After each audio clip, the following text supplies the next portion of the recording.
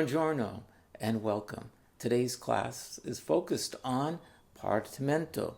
Partimento is an Italian word which describes a pedagogic method developed in the 17th and 18th century in the conservatories in Italy, most specifically Naples. In the 17th century, the conservatories were not initially conceived as institutes for learning of music. They were orphanages for young boys, and part of their training to prepare them for the real world included musical training, which began with vocal exercises. The goal was to teach how you could be able to improvise using intervallic relationships, and the writing of this described in a later time as figured bass. We describe intervals as the distance between notes. So when we think in terms of harmonizing, the intervals that we would use, or which were used in the 17th and 18th century, would begin with the interval of a third. So if I started with C like I did in the beginning exercise, a third above Do would be me. A singer in the 17th and 18th century saw the notes Do, Re, Mi, and they wanted to harmonize. One potential approach would be to harmonize a third above that. Mi, Fa, So. If they were a much higher voice, they might not be singing a third above that, which would be an octave above that, and that would be Mi, Fa, So, an octave higher, and that would be the interval of a tenth. Again, I will demonstrate. So here's our Mi, Do, Re, Mi. And here's it with thirds. And here it is with tenths. And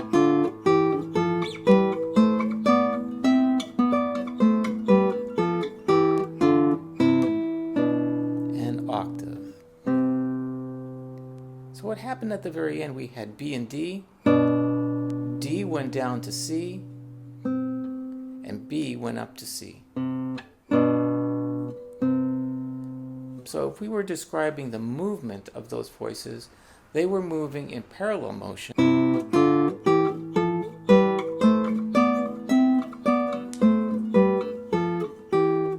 till the very end, B and D, and now an octave. So they were moving in parallel, but at the end they moved opposite directions. One went down and the other one went up. We would call that contrary motion. We could have done that at any point. At any point, we could have created an octave by having the top voice of the third go down, or the tenth, and the bottom voice go up. I'll show you again. If I'm going up here, now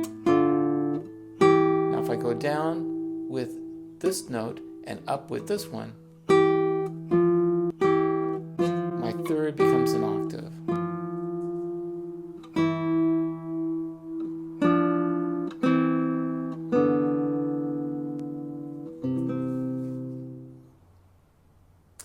Now we're going to go through the Partimento example.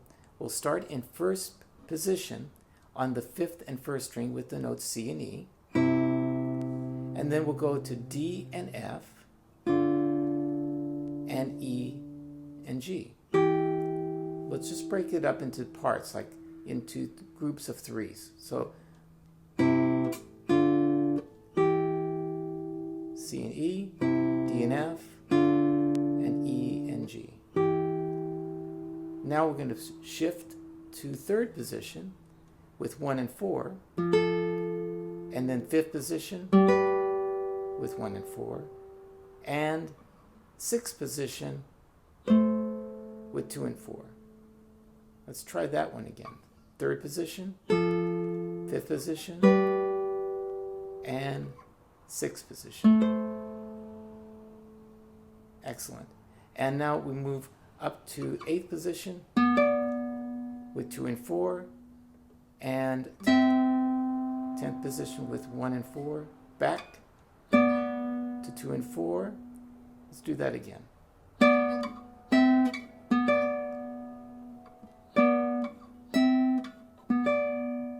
back down to 6, 5th, and 3rd. Try that again. And finally back to 1st position. And now the very last ending will go B and D. And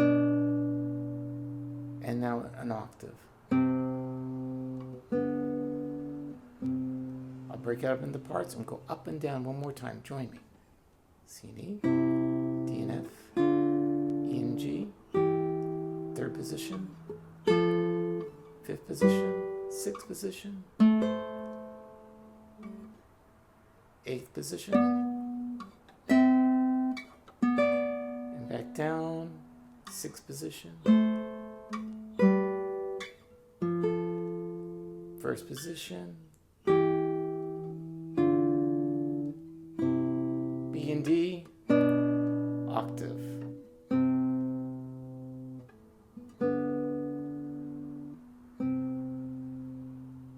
Okay, so we did thirds and we did tenths. A tenth is just an extension of the thirds. And we moved in parallel motion as we went up until the very end, and we turned the third into an octave by having the two outer voices move in contrary motion by one step. Okay, there is something which we call an inversion of an interval.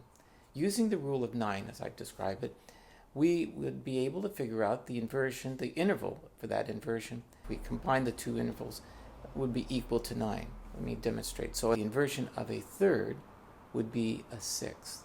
If I had C and E, that's 3 notes. Do, re, mi. But if I bring it up the C, up an octave, now to get to this note, I have to travel 6 notes. E, F, G, A, B, C. If we put those together, we have a 6. So if my lower voice is E, mi, fa, sol, my upper voice could be 6 notes above that, and it would be do, re, mi, do, re, mi, re, do, re, mi, re, do, ti, do. Did you notice what I did at the end? At the end, I took my sixth, and the bass note went down to C, re, do, and the top voice went up to C, ti, do. Listen one more time.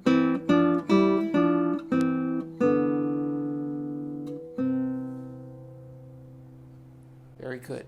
So this is one of the most basic rules, the rule of the octave, and that rule in 2-voice counterpoint would allow you to move in parallel, and at some point in time, the cadence, the cadential moment, you would take those 2 voices and move opposite, and you would have an octave. Okay, I will demonstrate on the guitar how that can be done, starting with an octave, going up and down the scale, and ending again with an octave.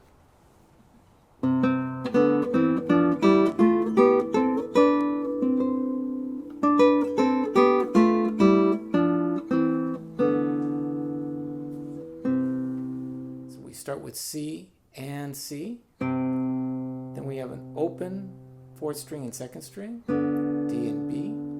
And then we're going to be going up using 6, 1 and 2, 3 and 4, 3rd string and 1st string open, F, A and F. So let's just do that part one more time. C and C, D and B, E and C, F and D, G and E, A and F, and at this point we move to 3rd position, 2 and 1, 3 and 4, that's C and A, 3 and 4 in 5th position, and then we go to an octave, 1 and 4. But last group, Okay, from the very beginning. One more time. C and C, D and B, E and C, F and D, G and E, A and F, third position, B and G. And now we're going to use 3 and 4, C and A. 3 and 4 moves up, D and B, and the octave. Back down, D and B, third position, C and A. Still third position with these two, B and G, A and F, G and E, F and D, E and C, open, D and B, and at this point they go apart and we have an octave.